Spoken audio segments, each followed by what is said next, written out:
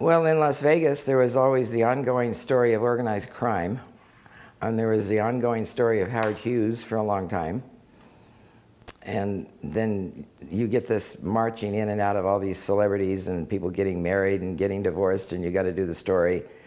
Every time Judy Garland would come to town, I would call the hospital and see if I could find somebody out there I knew and say, if Judy winds up out there, will you give me a call? Yeah, because she had a lot of suicide attempts. When it came to Howard Hughes, he tried to put an end to nuclear testing in Nevada because he thought it was going to crack the dam and cause earthquakes and all sorts of bad things. So that was, I remember one particular story. I think the name of the blast was Boxcar. And because the Atomic Energy Commission was being challenged by Hughes, they were having numerous press conferences to try to educate the media more about nuclear testing and how it's not going to hurt anybody and this sort of thing. And one of the guys that was briefing compared the size of Boxcar to another previous nuclear test. They never revealed how big these tests were. But that other nuclear test had been a long time ago, and they had revealed by that time how large it was.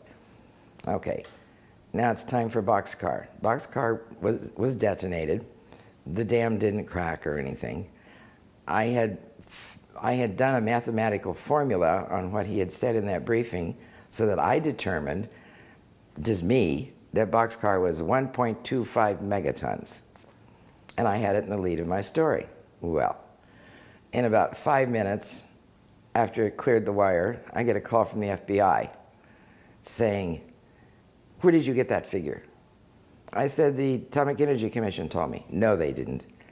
Yes, they did. They did in a briefing. No, they didn't. I finally had to prove to them what this guy had said in the briefing, how if you take a mathematical formula and you know the size of the test he was comparing it to, you could come up with 1.25.